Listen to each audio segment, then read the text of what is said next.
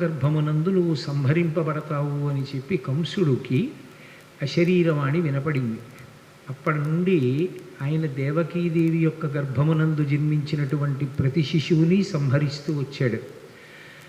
అంటే యథార్థమునకు మొట్టమొదట్లో చంపకపోయినప్పటికీ తర్వాత నారదుడు వచ్చి చెప్పినటువంటి కారణం చేత వరుస క్రమంలో శిశువులందరినీ చంపుతున్నాడు. కృష్ణుడు పుట్టాడు, పిల్ల ఏడిచింది, కంసుడు లేచాడు, పరిగెత్తుకెళ్ళాడు. అన్న శమింపుమన్న తగదల్లుడు కాడిది మెనకోడలవు మన్నన చేయు మన్న విను మానిని చంపుట రాచపాడి కాదన్న సుకీర్తివై మనగదన్న మహాత్ములు పోవుత్రోవు పోవన్న భవత్ సహోదరి కదన్న నిన్ను శరణంబు వేడదన్నని ఏడిచింది దేవకీదేవి. అన్న అన్న అన్న అని 10 మాటలు పిలిస్తే మనసు కరుగుతుందేమో అనుకుంది పిచ్చి తల్లి.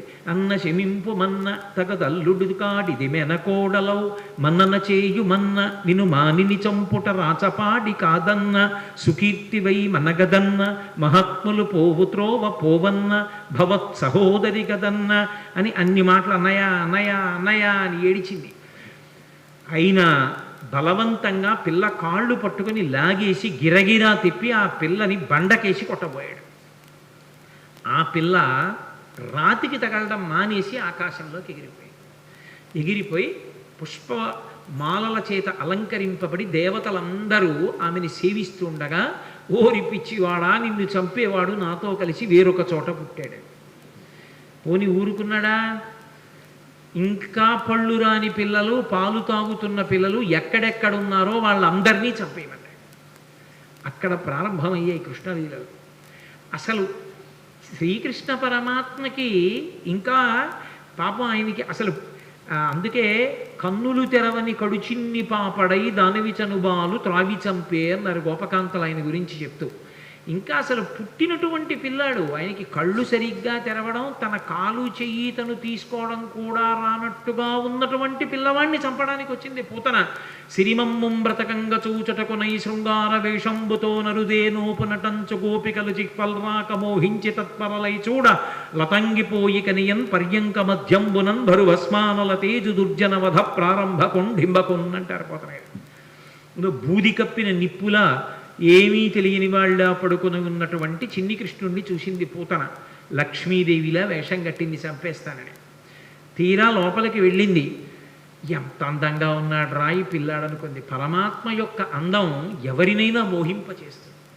ఎంత అందంగా ఉన్నాడరా అనుకుని ఒరే పిల్లాడా నీకోసమేరా నేను ఇంత వేషం కట్టాను, ఒక్క గుక్కడు పాలు తాగరా నీ అందం ఏమిటో తెలుస్తుంది అంది. ఎందుకని? స్తన్యమునకు విషం పూసుకొని వచ్చింది. స్తన్యం చప్పరించాడో చచ్చిపోతాడు. అందుకని ఆ పిల్లవాడికి వద్దమ్మా వద్దమ్మా అని ఒక పక్క అరుస్తున్నారు యశోద, అక్కడే ఉన్నటువంటి బలరాముని తల్లిని. అయినా సరే రోహిణీదేవి అంటున్నా వినకుండా పిల్లవాడిని తీసుకుని తన స్తన్యం ఇచ్చి పాలివ్వడానికి ప్రయత్నించాడు. ఆయనకి తెలియదు ఎంత పసిపిల్లవాడి రూపంలో ఇంకా కళ్ళు విప్పడం కూడా చేత కానటువంటి వాడిగా ఉన్నప్పటికీ వచ్చినదెవరో, ఎందుకు ఎత్తుకుందో, ఎందుకు పాలిస్తోందో ఆయనకి తెలియదు. అది కృష్ణలీలలంటే. అవి అంత పసిపిల్లవాడిగా ఉన్నప్పటికీ సర్వజ్ఞుడు. రామచంద్రమూర్తి అయితే అలా ఉండడు, గురువుల దగ్గర నేర్చుకుంటాడు. కృష్ణుడు అలా కాదు, పసిపిల్లవాడిగా ఉంటూ రాక్షస సంహారం మొదలుపెట్టేశాడు. అందుకే ఆ లోకేశ్వరుడా చరాచర విభుండా బాల గోపాలుడా బాలధ్వంసరి గొంతు గంటిడి వెసన్ బాలెంత చందంబునన్ పాలిండ్లన్ విషమూని వచ్చుటమదించింతించి లోనవ్వుచున్ కాలంకేల కదల్పరాని కరణిన్ కన్మోక్షి గుర్పెట్టుచున్ అన్నారు పోతన గారు. ఆ వచ్చినటువంటి పూతన విషాన్ని స్తన్యంలో పెట్టుకుని వచ్చిందని తెలుసు, తన్ని చంపడానికి వచ్చిందని తెలుసు. కానీ ఏమీ తెలియనటువంటి పిల్లవాళ్ళ కళ్ళు గట్టిగా మూసుకొని గుర్రు పెట్టి పిల్లలు చంటి పిల్లలు నిద్రపోతున్నప్పుడు చిన్న గుర్రని చప్పుడు వస్తుంది. ఆ గుర్రని చప్పుడు చేస్తూ గాఢ నిద్రలో ఉన్నవాళ్ళ తన కాలు చెయ్యి తనకి కదపడం చేత కాని వాడిలా ఉన్నాడు. ఎందుకని? పిల్లలకు అలవాటు ఉంటుంది, బొటనవేలు ఇక్కడికి తెచ్చి నోట్లో పెట్టుకోవాలని వాళ్ళ తాపత్రయం. కానీ వాళ్ళ చెయ్యే వాళ్ళ నోరే, కానీ ఈ చెయ్యి ఇక్కడికి వెళ్ళదు. ఎందుకనంటే వాళ్ళకి ఆ బలం ఉండదు. లేక చెయ్యి ఇలా ఇలా ఇలా ఇలా పోతుంది, పోయి ఇక్కడ పెట్టుకుందాం అంటే ఇలా పోతుంది. అది పోయేటప్పటికీ వాడు ఏదో ఇంకొకడెవడో వాడి చెయ్యి లాగేశాడన్నట్లుగా ఎడవడం మొదలు పెడతాడు. కాలంగేల కదల్పరాని కరణిన్ కన్మూర్చి గుర్పెట్టుచున్. తన కాలు చెయ్యి తనకి సక్రమంగా కదపడం చేత కాని పిల్లవాడు ఎలా ఏడుస్తాడో అలా అంత అమాయకంగా ఉన్నవాడిలా నిద్రపోతున్నప్పటికీ కూడా తనకి పాలు ఇవ్వడానికి వచ్చినటువంటి పూతనా స్తన్యముల యందు విషం పెట్టుకుని వచ్చిందని తెలుసుకున్నటువంటి పరిపూర్ణ జ్ఞానము కలిగినటువంటి కృష్ణ పరమాత్మ అక్కడ పక్క మీద అలా పడుకుని నిద్రపోతుంటే ఏమీ తెలియని దానిలా వచ్చి ఎత్తుకుని పాలు ఇవ్వడం మొదలుపెట్టింది. నిజంగా ఆ చిన్ని కృష్ణుని యొక్క మూర్తి మన మనసు మీద ముద్రపడాలని పోతన గారి తాపత్రయం. ఎంత లైవ్ టెలికాస్ట్ ఆయన ప్రసారం చేశారు. శాబ్దిక ప్రత్యక్ష ప్రసారం భాగవతం. మేల్కొన్న తెలగున మెర్లన కరువిచ్చి క్రీగంట చూచుచు గిదిసి నీల్గి ఆవులించుచు చేతుల అకసంబున జాచి యొదిగిలియా కన్న యోజనూది బిగిచన్ను కవకేల కబళించి పీడించి గొక్కకు గుటుకు మనుచు ఒక రెండు గుక్కలను విధ ప్రాణముల సైతము మేనిలో సత్వమెల్ల త్రావెనదియును గుండెలు తల్లడిల్ల ఇతర బాలుర క్రియవాడ వీవు కావు చన్ను విడువుము చాలుననుచు. ఆ పిల్లవాడు చిన్ని కృష్ణుడు నిద్రలేచినటువంటి సందర్భాన్ని అంత హృద్యంగా వర్ణించారు. బాగా నిద్రపోతున్న పెద్దవాడిని వెళ్ళి లేపామనుకోండి, బుద్ధి ఉందా లేదా, ఎందుకు అలా లేపుతామని కోపడతాడు. పసిపిల్లలు అలా కాదు, బాగా నిద్రపోతున్నా వీడు పొద్దున్న ఎప్పుడో 7ంటికి పాలు తాగాడు, కానీ ఇవాళ ఏమిటి ఇలా గుర్రుపెట్టి నిద్రపోతున్నాడు, వీడు 9 అయిపోయింది, పిల్లాడికి ఆకలి వేస్తుందని అమ్మ లేపేస్తుంది. లేపేసి పాలిద్దామని ఒళ్ళో పడుకోబెట్టుకుంటే వాడు ఏమి ఏడవాడు లేపేసిందని. కానీ వాడి ఎంత బద్ధకం, ఏదో పెద్ద అలిసిపోయిన వాళ్ళలాగా ఆ విప్పలేక కళ్ళు విప్పినటువంటి వాళ్ళలాగా ఆ కళ్ళు ఇలా విప్పి ఇలా విన్నుపం ఇలా విరుచుకుని గిదిసి నీల్గి ఆవులించుచు చేతులు అకసంబున చాపి ఆ చిన్ని నోరింత ఆవలించి 2 చేతులు ఇలా ఆకాశంలోకి ఎత్తి ఏమిటో ఇలా ఆడించి ఓసారి చేతులు అకసంబున జాచి యొదిగిలియా కొన్న యోజనూది బిగిచన్ను కవకేల కబళించి పీడించి గొక్కకు గుటుకు మనుచు. పోతన గారికి వినపడింది ఆ గుటుక్కుమన్న చప్పుడు కూడా. ఆ స్తన్యాన్ని ఆ చిన్ని పూల పొట్లం లాంటి చేత్తో పట్టుకుని గుటుక్కుమంటూ 2 గుక్కలు తాగాడు అంతే. ఇప్పటి వరకు అందరికీ పాలిచ్చి చంపిన పూతన ఇతర బాలుర క్రియవాడ వీవు కావు. ఓరి నాయనో, ఎంతోమందిని చంపాను కానీ నువ్వేమిట్రోయ్ 2 గుటకలు లాగేటప్పటికీ నా ప్రాణాలన్నీ పోతున్నాయి, వదులు అంటోంది ఆవిడ. గొక్కకు గుటుకు మనుచు ఒక 2 గుక్కల నువిధ ప్రాణముల సైతము మేనిలో సత్వమెల్ల త్రావె నదియును గుండెలు తల్లడిల్ల ఇతర బాలుర క్రియవాడ వివు కాదు చన్ను విడువుము చాలునవచ్చు. చాలు వదిలేరా అని ఆవిడంటుంది. పట్టి విడవరాదు నా చెయ్యి అని ఆయన వదిలిపెడతాడా? ఆయన విడిచిపెట్టలేదు. ఆఖరికి ఆ శరీరం 13 కిలోమీటర్ల దూరం పడిపోయింది పూతన. అవి బాల్య లీలలంటే కృష్ణుని యొక్క లీలలు అంత అద్భుతంగా ఉంటాయి. ఏమీ ఎరగని వాళ్ళ పూతన శరీరం మీద పడి ఏడుస్తూ ఆడుకుంటున్నాడు. పాపం 13 కిలోమీటర్ల శరీరం దాని మీద ఎక్కి పెరిగెత్తింది ఆ పిచ్చి తల్లి యశోదాదేవి. ఆ గోపాల బాలురు గోపకాంతలు ఇంతమంది వెతికారు. నేలంగూలిన మీటి పెన్నురముపై నిర్భీతి క్రీడించు ఓ బాలారమ్మని మూపు చేర్చుకొని సంస్పర్శించి ఆరార్చుచున్ గోలాంగూలము తిప్పి గోరజములంజల్లించి గోమూత్రముంజల్లి తద్బాలాంగంబుల గోమయంబలదిరా 12 నామంబులను. ఎక్కడ పిల్లవాడు బెంగపెట్టేసుకున్నాడో, ఎక్కడ భయపడిపోయాడో, ఇంత పెద్ద శరీరం మీద పడిపోయాడని పాపం ఆ పిచ్చి తల్లి యశోద గోపకాంతలు ఆయన్ని పగపగబా తీసుకెళ్ళి ఓ ఆవు దగ్గరికి తీసుకెళ్ళి దాని వెనకాతల కూర్చోబెట్టి తోక దాని ఆయన చుట్టూ తిప్పి ఆ పేడ తీసుకొచ్చి ఆవు మూత్రం తీసుకొచ్చి ఆయన 12 అవయవాల మీద పెట్టి ఏదో శిరస్సును కేశవుడు రక్షించుగాక, హృదయమును గోవిందుడు రక్షించుగాక, మోకాళ్ళను అదోక్షజుడు రక్షించుగాక, ఆయన 12 నామాలతోటే ఆయనకి రక్ష పెట్టారు. ఏమీ తెలియని వాళ్ళలాగా నిజంగా అమాయకంగా ఉన్న వాళ్ళలాగే ఆయన అమ్మతోటి అంతరక్ష పెట్టించుకున్నాడు.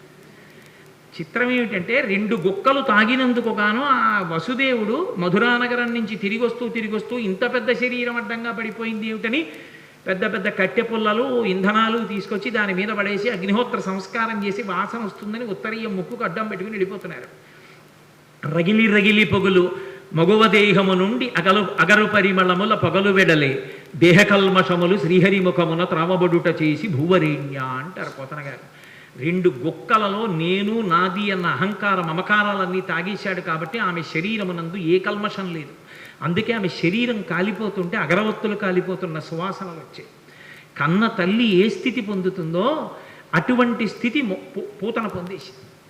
దీని లోపల ఉన్నటువంటి తత్వం అర్థం అవ్వచ్చు, అర్థం కాకపోవచ్చు. కానీ చిన్ని కృష్ణుడు పాలు తాగి పూతనా సంహారం చేసినటువంటి సందర్భాన్ని వింటున్నప్పుడు మనసు రమించి ఆ చిన్ని కృష్ణుడి మీద హత్తుకుందనుకోండి, చాలు. ఆ కృష్ణ పాద స్పర్శ చాలు, సమస్త పాపములను తొలగతోస్తుంది. అంత శక్తివంతము. అందుకే అసలు పెద్దవాడైపోయినటువంటి కృష్ణ పరమాత్మ చేసినటువంటి లీలల గురించి చెప్పుకున్న కన్నా శ్రీకృష్ణుని యొక్క బాల్యలీలల గురించి చెప్పుకున్నట్టుగా చెప్పుకోరు పెద్దవాడి లీలలు. ఎందుచేత అంటే పెద్దవాడైపోయిన కృష్ణుని యొక్క లీలలు చాలా గంభీరంగా ఉంటాయి. చిన్ని కృష్ణుడిగా చేసినటువంటి లీలలు హృద్యంగా ఉంటాయి, ఆకర్షణీయంగా ఉంటాయి, ఆబాలగోపాలాన్ని ఆకర్షిస్తాయి.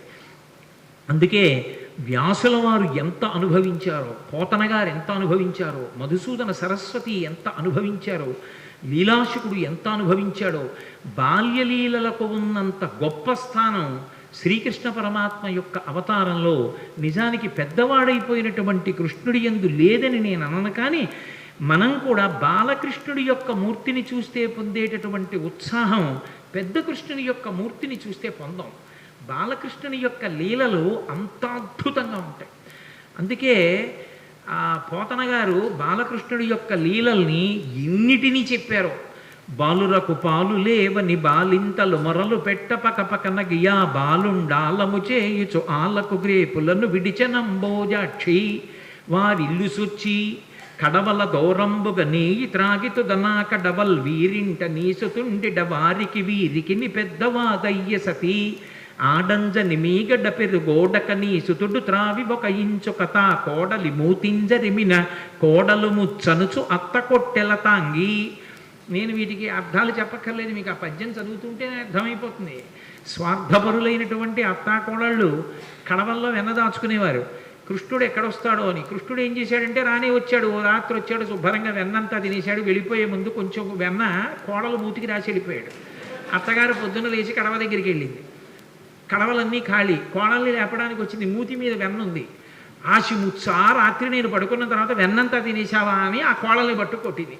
దాచుకున్న వాళ్ళు అలా ఉంటారు. వచ్చిన అతిథుల్ని ఆదరించినటువంటి వాళ్ళు ఎంత అందంగా ఉంటారో, సంసారాలు ఎంత బాగుంటాయో చెప్పడానికి ఒక్కొక్క లీల వెనక మళ్ళీ ఒక్కొక్క తాత్పర్యం. బాలురకు పాలు లేవని బాలింతలు మొరలు పెట్ట పకపకన గియా బాలుండాలము చేయుచు ఆలకు గ్రేపులను విడిచి అంబోజాక్షి.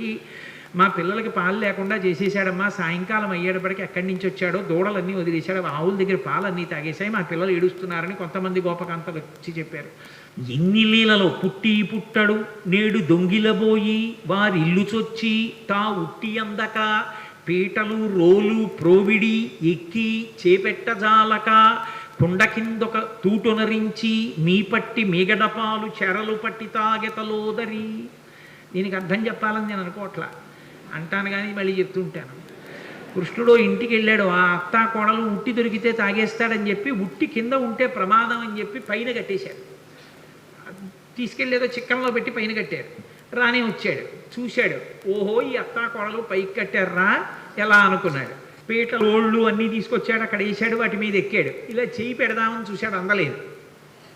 పీటలు రోళ్ళు వేసుకున్న అందనంత పైకి పెట్టేశారా, వీళ్ళ పని చెప్పాలనుకున్నాడు. ఓ రాయి ఒకటి తీసి కిందకి అన్నం పెట్టాడు. చక్కగా పైనుంచి కారిపోతుంది. హాయిగా అందరూ చేరలు పట్టి తాగారు, వెళ్ళిపోయారు. భాగవతం కాదు కానీ నాకు ఇది చెప్పినప్పుడల్లా జ్ఞాపకం వస్తూ ఉంటుంది. ఒక చోట ఒక అత్తా కోడలు అంతకన్నా చాలా తెలివైనవాడు.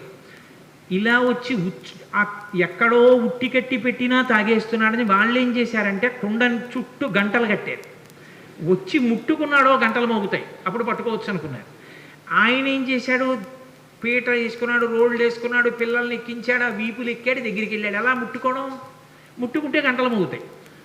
చూశాడు పరాత్పరుడు, ఆయన శాసనానికి ఏది లొంగదే. ఓ గంటలలారా మీరు మ్రోగకుడు అన్నాడు. అవి విన్నాయి. చక్కగా వెన్న తీశాడు, పిల్లలందరికీ పెట్టాడు. ముందు వాళ్ళకి పెడితే కానీ తను తిండవు. అందరికీ అందిందా, అందింది. ఇప్పుడు ఆఖరణ తను తీసుకుని ఇలా నోటి దగ్గర పెట్టుకున్నాడు, గంటల కనకన మోగి. అరే మిమ్మల్ని మోగద్దన్నాను కదా, ఎందుకు మోగారన్నాయి. ఏం చెప్పమంటావు పరమేశ్వర, వాళ్ళకి పెడితే ఊరుకున్నా, నువ్వు నోట్లో పెట్టుకుంటే నైవేద్యం అలవాటు గంట మోగడం, అందుకని మోగేశాను. అలా ఎంతమంది ఎన్ని అనుభవించారో మహానుభావుడు. వేలుపుల్లటి నాకంటెను వేలుపు మరి ఎవ్వడనచు వికబకెన గిమా వేలుపుల్ల గోడపైనో హేలావతి నీత నూజుడెంగిలి చేసెన్. వచ్చిన పిల్లలకి అతిథులకి అన్నం పెట్టకుండా ఏమిటో బొమ్మలను అన్నీ పెట్టి నైవేద్యాలు అంటూ కూర్చుంటాయేమిటి, నేనే పెద్ద పరమేశ్వరుడు అని చెప్పి ఆవిడ కళ్ళు మూసుకు ధ్యానం చేస్తుంటే చక్కగా చక్కెర పొంగలి అవి తినేసి మిగిలింది ఆ బొమ్మలకి రాసేసి వెళ్ళిపోయాడు. నాకన్నా వెళ్ళిపోవడం నీ తిన్నానులే చాలన్నాడు. కొడుకులు లేరని వకసతి వగవగ తన్ను మగనిగా గైకొనినన్ కొడుకులు కలిగెదరనిపై పడినాడిది వినువు శిశువు పనులే తల్లి అంటుంది ఇంకో గోపిక వచ్చి. ఏదో పాపం గోపబాలు అందరూ ఆవుల్ని పట్టుకుని వెళ్ళిపోయారు. పెళ్ళై చాలా కాలం అయింది, ఈ అమ్మాయికి పిల్లలు పుట్టలేదని ఏదో మాట్లాడుకుంటున్నారు వాళ్ళు. ఎక్కడి నుంచి వచ్చాడో గబగబా వచ్చాడు. మీ ఆయన్ని నమ్ముకుంటే ఏం పిల్లలు పుడతారమ్మా, నన్ను నమ్ముకోనా ఆవిడ మీద పడ్డాడు. అది వచ్చి చెప్పింది ఒక గోపకాంతం. అది ధూర్తచేష్టితంగా కనిపిస్తుంది వినడానికి, కానీ అది ధూర్తచేష్టితం కాదు. పుట్టు గొడ్రాళ్లకు బిడ్డలిచే గోవిందుడే అని భక్తి కలిగి ఉంటే నా యందు అమ్మ నీ గర్భదోషాన్ని తొలగించి నీకు సంతానం ఇస్తాను అని దాని అర్థం. కాబట్టి చేబంతి తప్పెపడనని ప్రాబల్యము తోడ వచ్చి భవనము వెనుకన్ మా పట్టి జలకమాడగ మీ బిడ్డడు వలువ తెచ్చెనెల తొకతగునే అంటుంది ఓ గోపికొచ్చి. పడతి నీ బిడ్డడు మా కడవలలో నున్న మంచి కాగిన పాల పడచులకు పోసి చిక్కిన కడవలపో నడిచ యాజ్ఞ కలదో లేదో అంటుంది ఇంకో గోపికొచ్చి. ఎంతమంది ఎన్ని చాడీలు చెప్పారో. ఇన్ని చెప్తే ఆ యశోదంది అన్య మెరుగడు తన ఎంత ఆడుచుండు మంచి వాడితడెగ్గులు మనరమ్మ రామలారత్రిలోకాభిరామలార అంది. ఎందుకమ్మా అని మాటలంటారు, మా పిల్లాడు ఇప్పుడు గుమ్మం దాటి వెళ్ళనివాడు అంటుంది. అంటే ఇప్పుడు నేను భాగవతం అంతా నేను ఎక్కడ చెప్పను, మీరందరూ విన్నవాళ్ళే. ఒక్కొక్క లీల వెనక మళ్ళీ ఎంతో పరమార్థం ఉంటుంది. ఆ పరమార్థం అర్థమైనా అర్థం అవ్వకపోయినా ఇప్పుడు నేను లీల ఒకటి చెప్తుంటే మీ అందరూ పక్కున నవ్వారు. పక్కున నవ్వారంటే మీ మనసుని స్పృశించిందా లేదా ఆ లీల? ఆ చిన్ని కృష్ణుని యొక్క పాదం తగిలింది, ఆయన మనసులోకి వెళ్ళాడు.